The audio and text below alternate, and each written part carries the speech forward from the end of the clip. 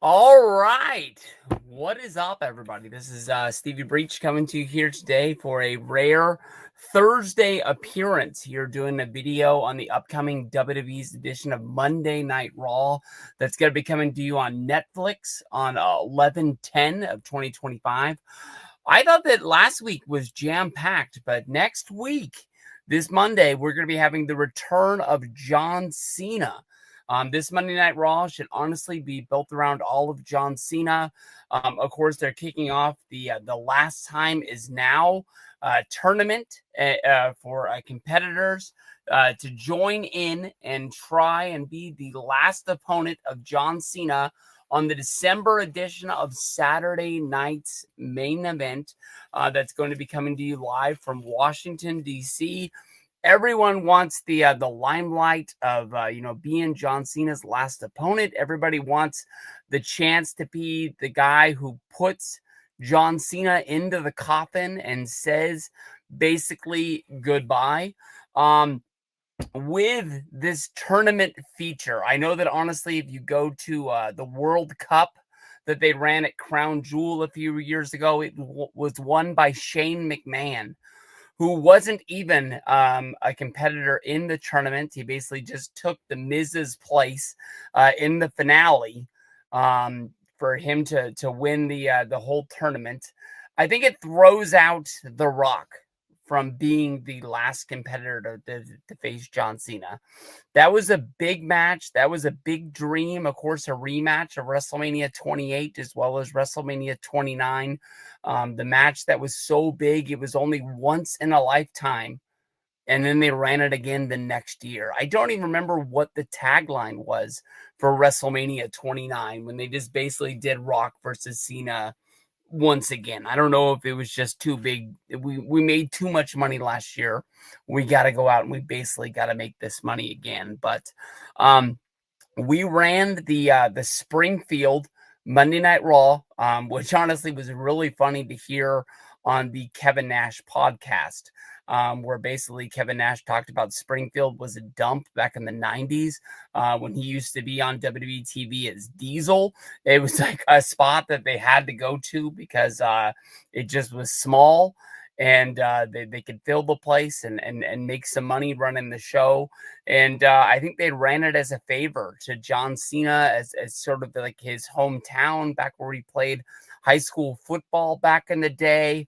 I don't know if maybe he had like his graduation ceremony from high school there or something like that, but WWE normally doesn't run there unless it's like a house show or anything like that. But um, I really don't know what to expect from John Cena on this edition of Monday Night Raw.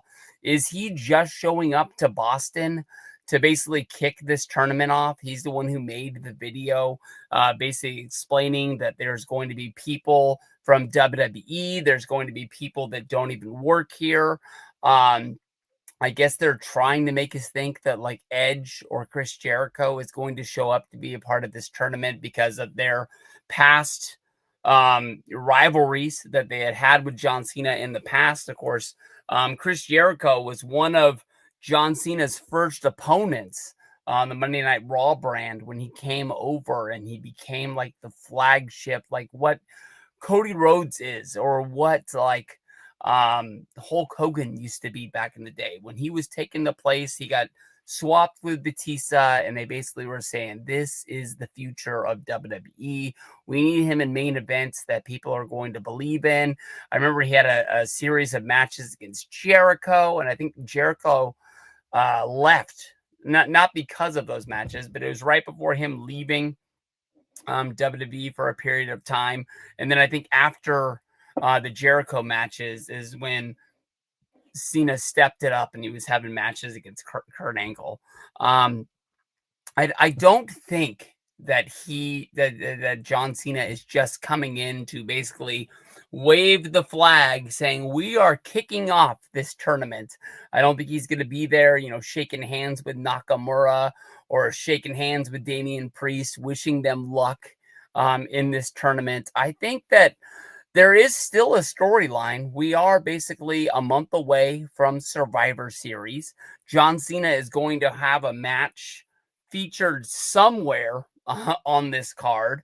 The heavily rumored match was it was going to be Dominic Mysterio putting the Intercontinental Championship on the line against John Cena. We had a returning Rey Mysterio last week. Sort of made us think that it would be like Dominic versus Rey, maybe one of the last times in San Diego where it's 619 Rey Mysterio, booyaka, booyaka. Like they're sort of put hand in hand because that's where the Mysterios were from. I think Rey is living in Las Vegas now, but I think that would be like a huge match for them to have. Ray, he was supposed to have a match against El Grande Americano at WrestleMania 41. He ended up getting injured in a tag match on the SmackDown before WrestleMania.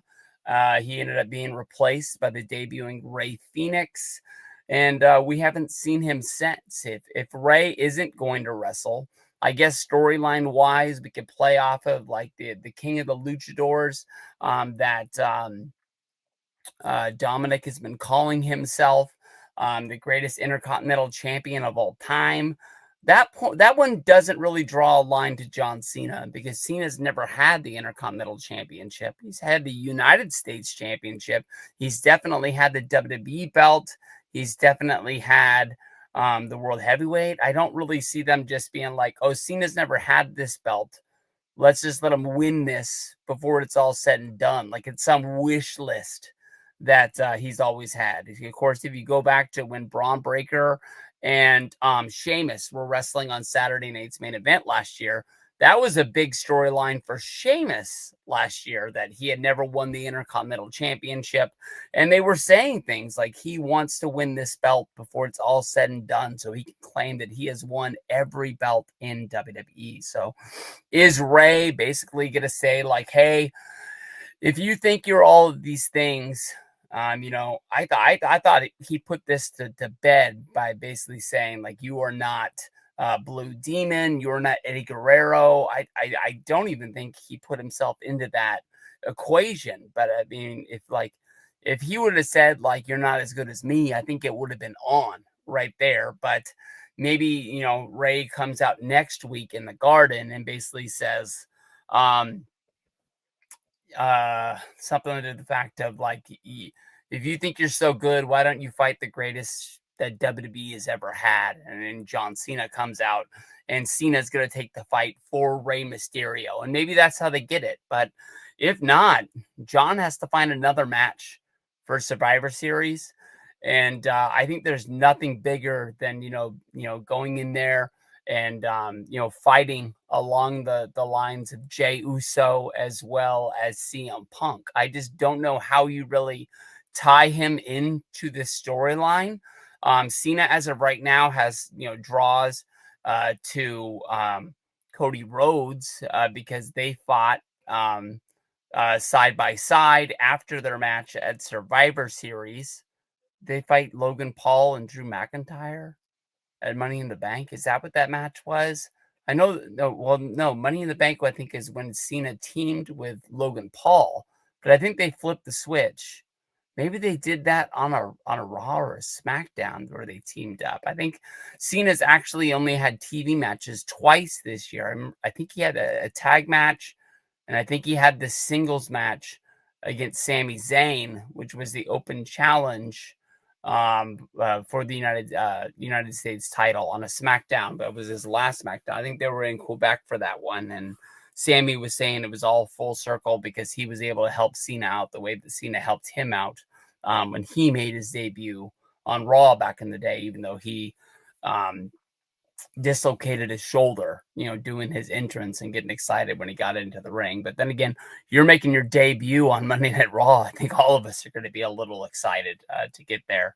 But I think that's the best case scenario. Ever since, Cena's been on this quest of one last go round. We saw him fight in the Elimination Chamber. So people who say he can't wrestle at War Games because of the fact that he's going to mess up his pretty little Hollywood face if something was to happen inside of the match. I think John Cena, when he was wrestling, we're just going to say every night, for when WWE was running a really big house show market, and Cena was wrestling, 3 to 4 times a night. A lot of those matches on house shows were steel cage matches, were tables matches, matches that were really easy to plan. They didn't have to do a ton. The fans would eat up what was going on inside of the match. I think that Cena knows his way around a cage. Anything honestly could happen in the match. Something goes crazy and he does bust himself open. Cena's a wrestler. He's been here before. This isn't some like celebrity coming in for one night. He knows what he's doing. I think he could be safe. I need to draw the lines. I just don't need Cena running out there and just saying like me and CM Punk are best of friends, because the last time we saw these guys together was, of course, when they went over to Saudi Arabia and they had the championship match. And at that time, John Cena was still portraying a heel. And then, of course, we got, the CM Punk coming out there as the rapper, laying down his beats. And, CM Punk called out John Cena saying that he would want to fight him for the championship. I mean, that's kind of a wet dream that I have for next week's Madison Square Garden show. Maybe we get Punk versus Cena one more time. I know that we already got it for what we thought was the last time, but something's got to happen in the Garden. And I don't think it's just going to be him standing on, side by side with some people saying that he wants to fight now and he doesn't want to wait until War Games. But,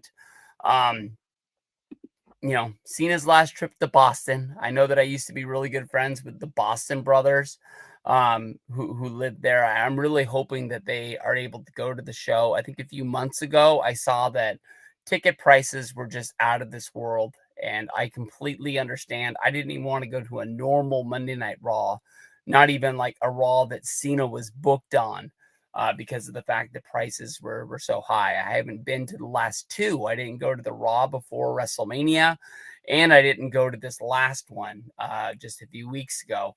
TKO is just I don't want to say they're pricing us out of the market, because I don't want to make it seem like I can't afford these tickets. I'm going to an Eric Church concert on Thursday. I went to Morgan Wallen a few months ago, and those guys come to town. I'm going to pay whatever it costs. Because I mean, for most musical acts, you're going to be lucky if you see them every year if they come to your town. A lot of musical acts you're only going to see like every other year because of how big their tours are. And I don't want to say that a lot of the people out there, like, you're never going to see them again. It's not like Paul McCartney or somebody like that. I said Paul McCartney because my buddy went and saw him in Atlanta the other day with his dad. But like, guys like that, you never know who you're going to see. But relatively, most acts going, they're not going to be pulling a Garth Brooks and say, "I'll see you in 10 years." So we'll pay whatever it costs for that. But wrestling, when you can see it on TV, I don't know, you don't feel it the same. And you honestly have that wish of when you're watching it, like, oh shoot, this is down the street. I could have been there.